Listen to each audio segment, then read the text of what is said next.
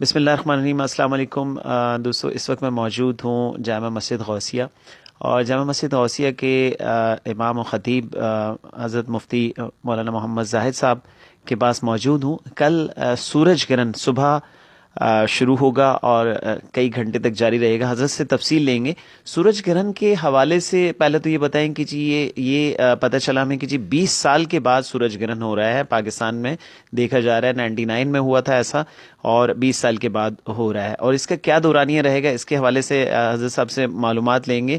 اور اس کے بعد حضرت صاحب سے بہت ساری توہمات ہیں لوگوں کے ذہنوں میں، بہت سارے اس طرح کے سوالات ہیں، اس بارے میں بھی آگاہی لیں گے۔ مفتی صاحب ماشاءاللہ سے، مفتی صاحب کے بارے میں بتاتا چلوں، مفتی صاحب کئی بے شمار کتابوں کے مصنف ہیں، اور ماشاءاللہ سے ان کی جو خدمات ہیں عالم اسلام کے لیے وہ ان گنت خدمات ہیں۔ الحمدللہ اللہ رب العالمین نے انہیں علم کا گہوارہ عطا کیا ہے۔ اللہ رب العالمین ان کے علم میں اور اضافہ فرمائے۔ میں یہاں آیا تو دیکھا کہ جی بہت وسیع لائبریری ان کے پاس ذخیرہ موجود ہے۔ یقیناً اللہ رب العالمین سے جو محبت کرنے والے لوگ ہیں وہ علم کو بانٹتے ہیں۔ السلام علیکم حضرت۔ وعلیکم السلام ورحمۃ اللہ وبرکاتہ۔ حضرت کل جو سورج گرہن ہے اس کے حوالے سے تھوڑا سا ہمیں بتائیے گا ہمارے ویورز کو۔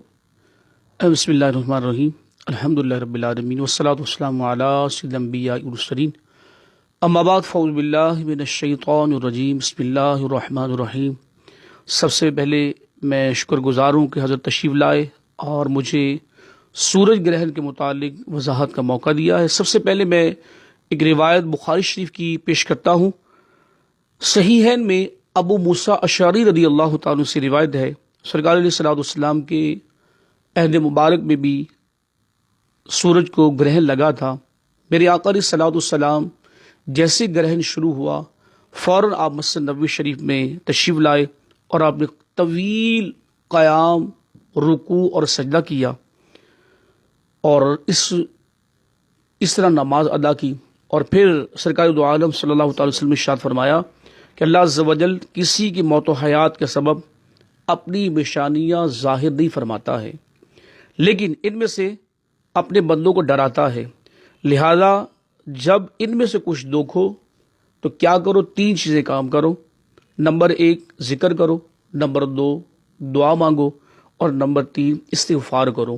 اور آقا علیہ الصلوۃ والسلام کے عمل سے یہ ثابت ہے کہ سرکار دو عالم صلی اللہ تعالی علیہ وسلم نے سورج گرہن کے موقع پر نماز کو ادا کیا گیا ہے، اور اس بارے میں یہ نماز جو ہے سنت مؤکدہ ہے، جماعت سے نماز پڑھنا مستحب ہے۔ اور کل 26 دسمبر بروز جمعرات صبح 7:34 پر یہ سورج گرہن شروع ہوگا، اور 8:46 پر آب و تاب پہ ہوگا، اور یہ سلسلہ 10:10 تک جاری رہے گا۔ تو اس دوران ہم سب کو چاہیے کہ ہم کیا کریں؟ توبہ استغفار کریں، ذکر الہی کریں، نوافل میں مشغول ہو جائیں، تلاوت کلام پاک کریں۔ بہت سارے حوارات جو ہیں وہ توہمات میں پڑ جاتے ہیں، وہ سمجھتے ہیں کہ یہ حاملہ عورت جو ہے اس کے لیے انتہائی نقصان دہ ہوتا ہے سورج گرہن کے وقت، وہ لوہے کی چیز کو پکڑ نہیں سکتی۔ تو ایسا کوئی مسئلہ نہیں ہے، آپ عام معمولات کی طرح اپنی زندگی کو گزار سکتے ہیں۔ یہ ضروری نہیں کہ سورج گرہن کے وقت آپ گھروں میں بیٹھے رہیں، بلکہ آقا علیہ الصلوۃ والسلام نے ارشاد فرمایا کہ مسجدوں کی طرف رخ کیا جائے، وہاں جا کے اللہ تبارک و تعالیٰ کا ذکر کیا جائے، نماز پڑھی جائے۔ عبادت میں آقا علیہ الصلوۃ والسلام مصروف ہو جایا کرتے تھے، تو لہذا ہمیں بھی چاہیے کہ ہم عبادات کے اندر مصروف ہو جائیں۔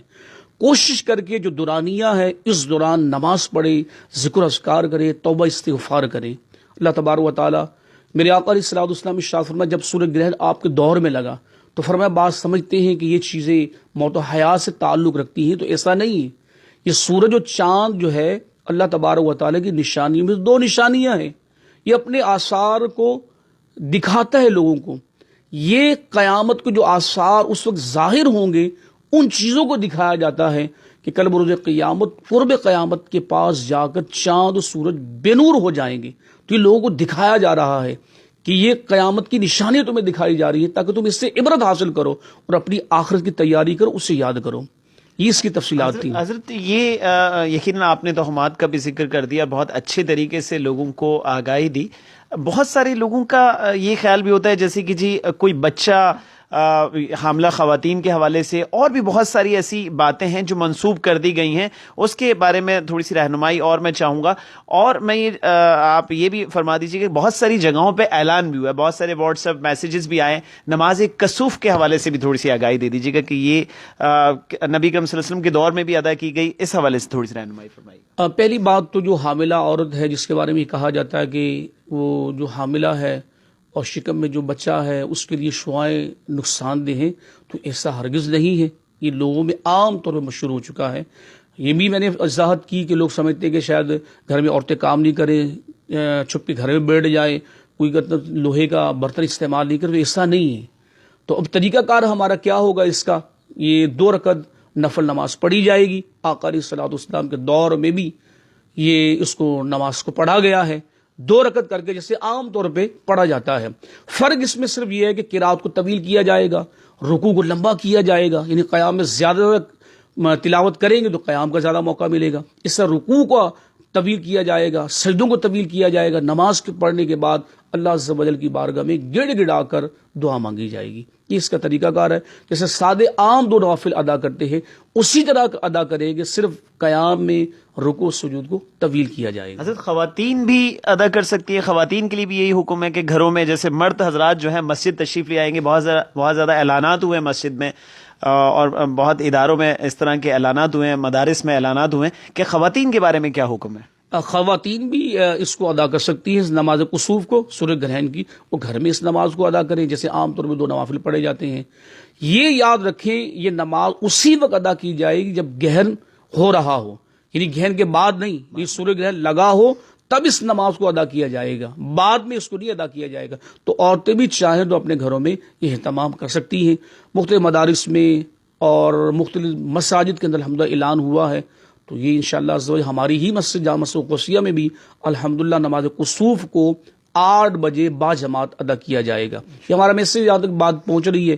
آپ چاہے تو آپ نماز جامع مسجد قدسیہ میں آئیں یا قرب جوار میں جہاں کہیں اعلان ہوا ہے یا نماز کسوف کو ادا کیا جا رہا ہے، آپ وہاں پہ اس کو ادا کر سکتے ہیں.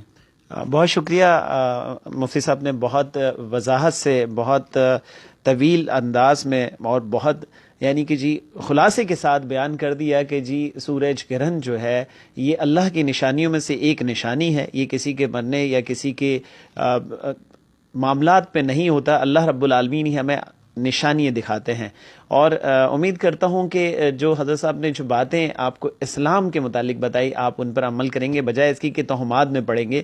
تو آپ اللہ اور اللہ کے رسول کا نام لیں، استغفار کا ذکر کریں، استغفار پڑھیں اور نماز کسوف کا اہتمام کریں، کیونکہ یہ سنت ہے. حضرت یہ کون سی سنت ہے؟ کیونکہ جو 20 سال کے بعد ایسا ہوا اور یہ سنت کے یہ موقدہ سنت ہے، یہ کون سی غیر موقدہ؟ اس حوالے سے بھی یہ سنت موقدہ ہے اور جماعت سے پڑھنا مستحب ہے. یہ سنت موقدہ کہلائے گی.